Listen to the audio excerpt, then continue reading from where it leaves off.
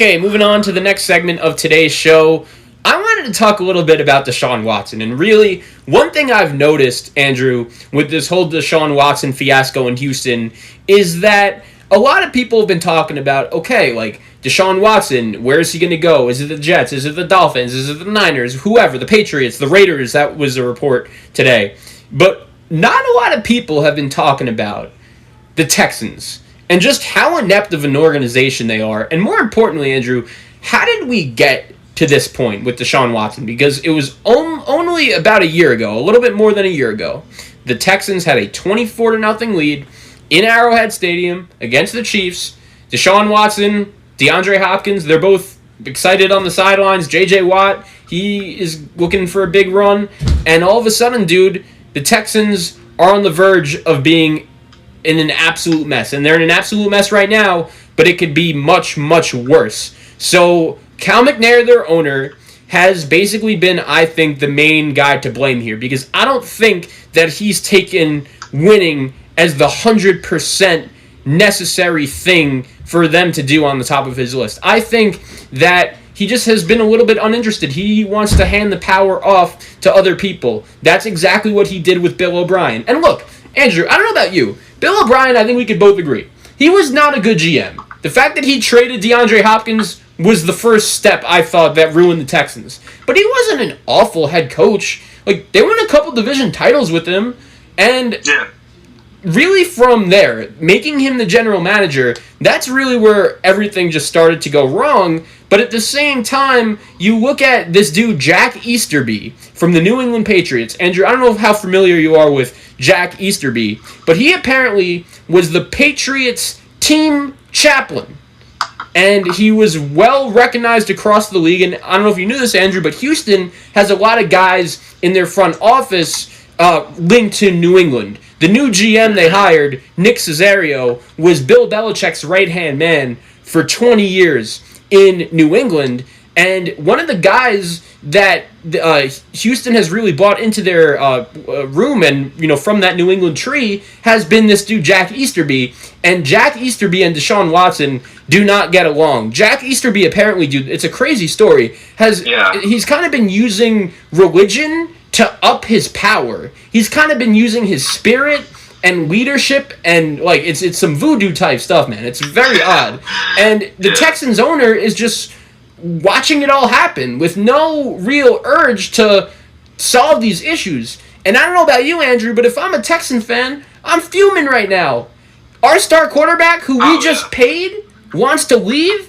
We've never really seen a situation like this happen before, where a 25, 26-year-old quarterback about to enter his prime, who, by the way, just got paid the bank. And I understand we're going to get to this a little bit later in the segment, where people are criticizing Deshaun Watson kind of the same way they were criticizing James Harden. But, dude, like, this is the NFL. The only reason why we see players not come to work is because they're holding out for money purposes. We've never seen a player get paid and still be like, nah, I'm not coming.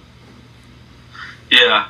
That's a great point you make, because it really just shows how different and how terrible the relationship is now between the Texans and, Deshaun Watson. And I really blame this on the owner, and I blame it on him just, allowing this to get this bad. I mean, if you have a franchise quarterback, you're lucky enough to draft a guy like Deshaun Watson. The dream of every franchise to get a quarterback like this guy, and you screw it up and fuck it up that badly to the point where he doesn't even want to be on the Texans anymore, and he is literally like playing hardball for them to just trade him.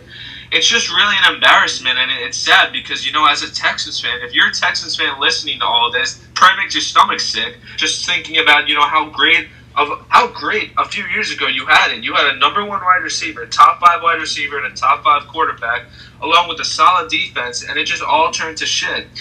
And, that's one thing that it's just, again, I don't know how these things happen. I don't know how owners who have billions of dollars invested into this are able to manage to let these things happen, but I really don't buy it. In my opinion, I think Deshaun Watson has played his last game as a Texan, and I think that there's no way I see him playing next year for him next season. I mean, you didn't hear, I don't know if you heard about this, but he threatened, he said, there's reports threatening that he would just drop. He would hold out for the whole year and just Le'Veon Bell. Yeah, I mean, dude, maybe, and it's crazy too because here's the other thing, Andrew. I gave you a little bit of a brief description of the whole Cesario and Easterby and Cal McNair, that tree, but the crazy thing is, dude, like, this has gotten so bad to a point where, as you said, Deshaun Watson doesn't want to wear the Texan uniform anymore. So as much as we know about how bad things are, bro, imagine all of the dirt that is going on behind closed doors in Houston right now.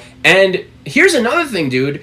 I don't think them hiring David Culley, the wide receiver coach from the Baltimore Ravens, is really helping that cause. A lot of people have said, oh, you know, the Texans management they came out and spoke to the media this week, and they said, we have no plans on trading Deshaun Watson.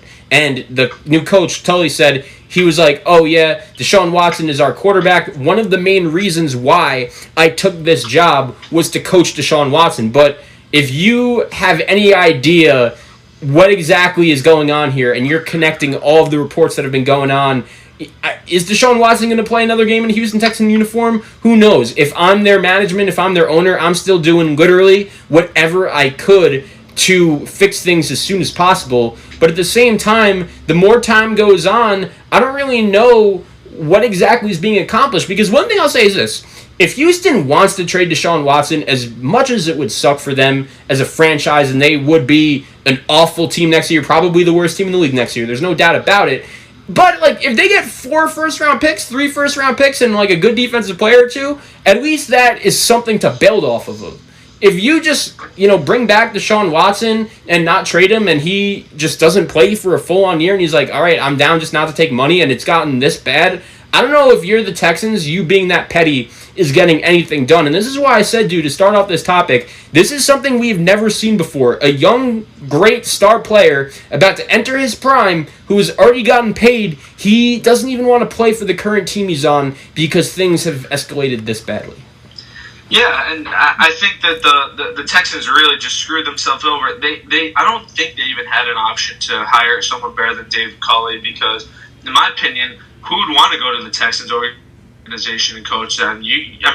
Now everyone's expecting him to leave. So what else is there to do? If you're a coach and you're a guy like Eric Bieniemy who wants to have like a successful, start to your head coaching career, I don't think the Houston Texans would be a great place at all. So it's just another thing that's an issue. And the Baltimore Ravens wide receiver coach, the one team in the league that runs the football the most, and you're going to hire their wide receiver coach that the wide receiver barely even make any plays in the game. Well, Andrew, before I don't know if you heard this about Tully also. So he also back in the day was the wide receiver coach of the Kansas City Chiefs in 2014 before Mahomes got there. And Andrew, I don't know if you remember this Chief team off the top of your head, but it was a relatively good Chief team, and they were known for being, I believe they were the first team in the history of the NFL to not have a receiver score a touchdown for the whole season. You remember that? He was the wide receiver coach for that team. Yeah.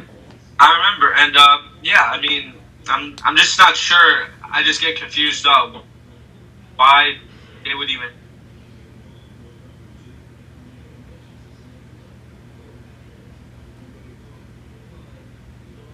Never heard of before.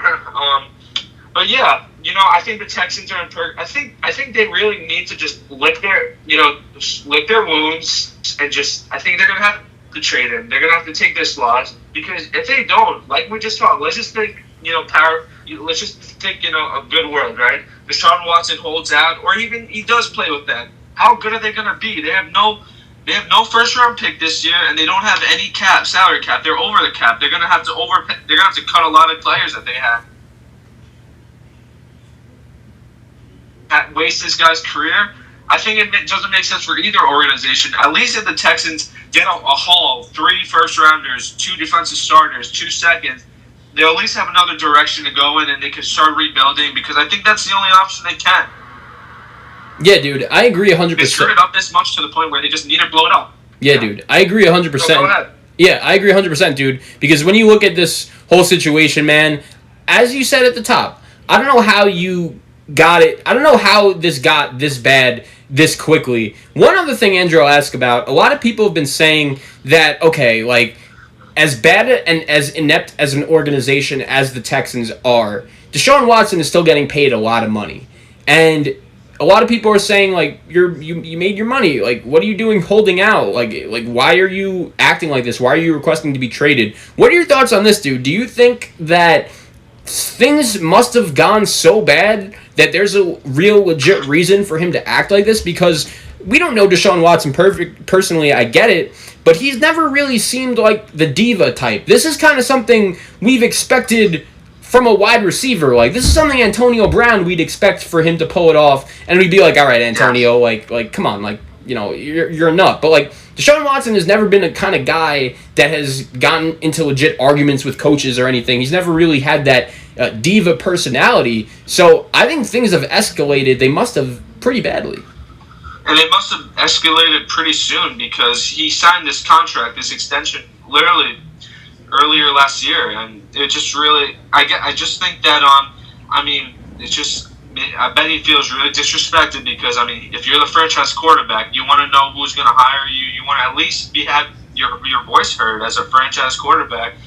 And I just think the disrespect for him, it's just a big deal. And, I mean, you know, when you get paid that much and everyone tells you you're a top 5 quarterback, you want to be treated like one. And if you're not treated like one, then that's on the Texans because they should, you know, you got to, like, give in to, like, you know, your top players. If you have a generational quarterback, you can't treat him like he's just a nobody. You got to give him the preference, and I think that's where they failed at. And just because, I think this could be something that happened too, just because you have a franchise quarterback that's making a lot of money, that doesn't mean that all of a sudden, oh, he's not accounted for. Like, he could make a bad offensive line better, or he can necessarily make a whole team better. Like, you still have to build a good and successful team around Deshaun Watson, and I think that's really something the Texans learned the hard way. It is hard to have a quarterback have as good of a season as Deshaun Watson did, and you still lose 12 games. Like, that just tells you all you need to know about how bad this organization is. Yeah, and just to bring a small comparison up, I mean,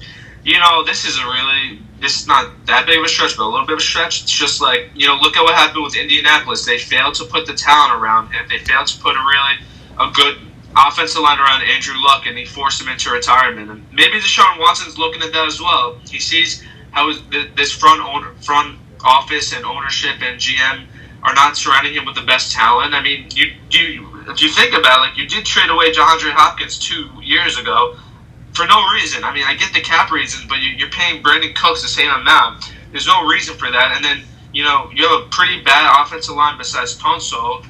You know, Deshaun Watson maybe he cares about his safety as well and his personal health. He doesn't want to be with an organization that's not trying to win. I mean, I just think it all started with that trade with DeAndre Hopkins. Yeah, dude. You know, giving the wrong impression. They're not trying to support him and his career. As fans, too, dude, we do not want to see Deshaun Watson's career wasted. And I do think that if he was staying in Houston, man, that was looking like a real possibility. And we'll see what happens. Once again, my guy, if I'm the Texans front office, I am still doing whatever I could to somehow, someway salvage this relationship. If you want to fire Jack Easterby, fine, I'll do it. I don't understand why the Texans ownership won't realize that, dude. It's crazy.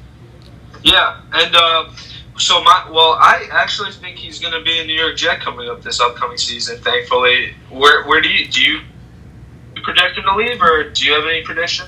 I think if he gets traded, dude, the Jets do have a really appealing package to possibly give to Houston, man. Like, if you're the Texans and you're going to trade this guy, you decide you're going to trade this guy, and one of the responses you get is, okay, like, we want Deshaun Watson. If I'm the Texans, I'm starting off by saying, if you don't have a top 10 pick, don't even bother calling me. Because in this trade, I would need to get something back that would at least give me a legitimate bridge to my next franchise quarterback. Whether that is Zach Wilson, whether that is Justin Fields, whoever that is, bro, like, the Jets give you the number 2 pick, plus the Seattle picks, maybe 1 or 2 of those.